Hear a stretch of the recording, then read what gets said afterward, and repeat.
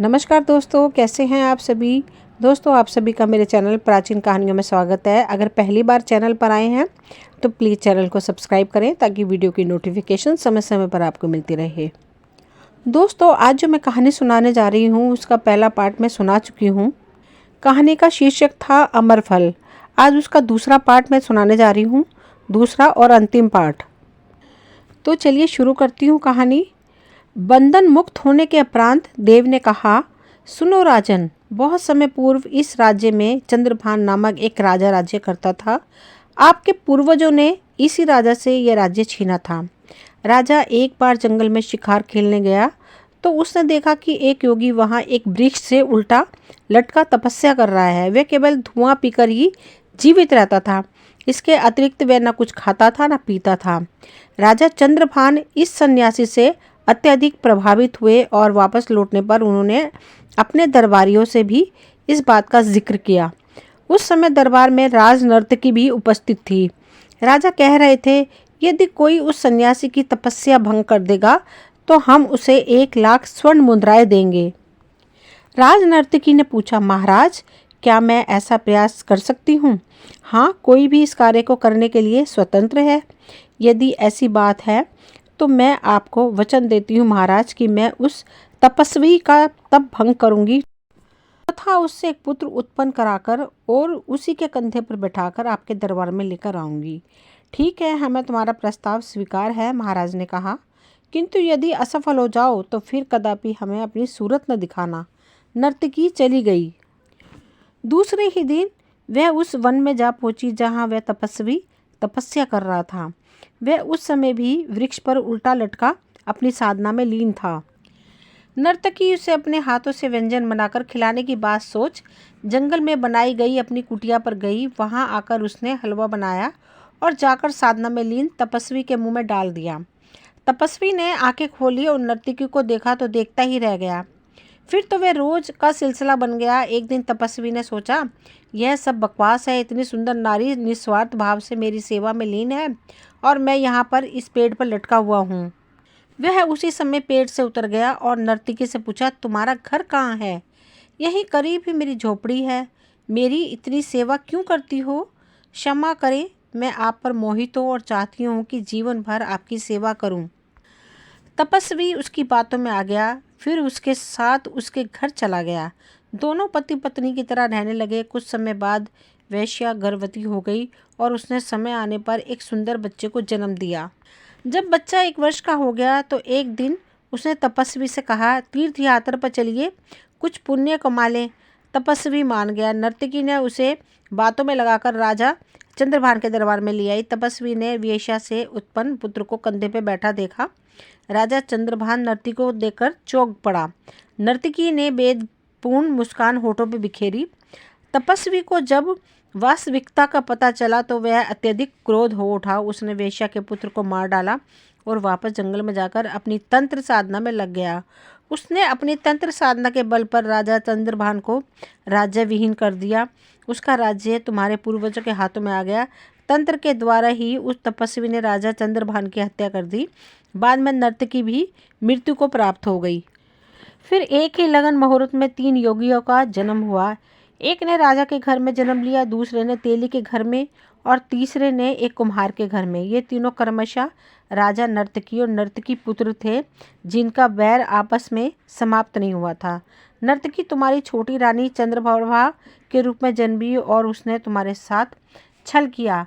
बाद में भेद खुल जाने पर अपना शरीर त्याग दिया। तेली के घर में पैदा होने वाला योगी मरकर और फिर से जन्म लेकर इस जन्म में तपस्या कर रहा है और वह तपस्वी पिछले जन्म में योग साधना तोड़ने के पाप का दंड पिशाच बनकर भोग रहा है, जो एक वृक्ष पर उल्टा लटका रहता है। मैंने तुम्हें यह सब इसलिए बताया है कि तुम सावधान रहना। यदि सावधान होकर राज्य करोगे तो यश, कीर्ति और सुख प्राप्त करोगे। अब तुम अपना राजपाट संभालो। देव के मुख से ऐसी बातें सुनकर राजा को समझते देर नहीं लगी कि देवता भी यही चाहते हैं कि मैं राजपाट संभालूं, अतः अपने कर्तव्यों से भागना व्यर्थ है। मुझसे छल करने वाली मेरी पत्नी भी तो अभी संसार में नहीं है और फिर उसके किए कि सजा प्रजा क्यों भोगे, वह क्यों एक योग्य शासक से वंचित रहे। इंद्रदेव द्वारा भेजे गए दूत का कार्य पूर्ण हो चुका था, अतः राजकाज संभालने की राजा विक्रमादित्य को स्वीकृति पाकर वह वापस देवलोक चला गया। देवयोग से तभी राज दरबारियों व प्रजा को राजा विक्रमादित्य के लौट आने की खबर लग गई, अतः हर्षनाद करते हुए वे सभी धारा नगरी के द्वार पर महाराज का स्वागत करने को आ गए। सारे राज्य में खुशियां छा गईं। कुछ ही दिनों में राज्य में सभी कुछ सामान्य हो गया। जिन राजाओं ने धारा नगरी को हड़पने के ख्वाब देखे थे वे दुबक बैठ गए। फिर एक दिन ऐसा हुआ कि महाराज विक्रमादित्य के दरबार में एक योगी आया। उसने राजा विक्रमादित्य को एक फल दिया। कुछ फलों तक बिना कुछ बोले राज दरबार में खड़ा रहा, फिर चला गया। उसके चले जाने के बाद राजा विक्रमादित्य ने सोचा कि कहीं ये वही योगी तो नहीं जिसके विषय में देव ने संकेत दिया था। उसने सोचा कि कहीं ये अपना बदला लेने ही नहीं आया हो। तब राजा ने भंडारी को बुलाकर वह फल दे दिया और कहा, इसे संभाल कर रखना। भंडारी फल लेकर चला गया और उसने उसे भंडार गृह में रख दिया। दूसरे दिन योगी फिर आया और फिर एक फल देकर चला गया। वह योगी कई बार आया, हर बार वह राजा को एक फल देकर चला जाता। एक दिन राजा की उत्सुकता जागी और उन्होंने वह फल कटवाया। फल के कटते ही उसमें एक लाल निकला, जिसे देखकर सभी आश्चर्यचकित रह गए। फिर राजा ने एक एक करके सभी फल कटवाए। आश्चर्य, प्रत्येक फल में से एक लाल निकला। अब तो राजा की हैरानी का ठिकाना ना रहा। उसने तुरंत जोहरी को बुलवाकर वे लाल दिखलाए तो जोहरी ने बताया वे लाल बेश कीमती हैं। अगले दिन वे योगी फिर आया तो राजा ने उससे उन लालों की चर्चा की। तब योगी हंस पड़ा और बोला, राजन, यह सब योग बल ही है, लेकिन वे फल मुझे देने का आपका अर्थ क्या है? किस उद्देश्य से आपने मुझे ये फल दिए हैं? राजन, योगी बोला, मैं योग साधना कर रहा हूँ। अभी तो एक सिद्धि ही मेरे हाथ आई है। यदि तुम मेरे साथ दो तो तुम्हारे पास कुबेर का खजाना हो जाए।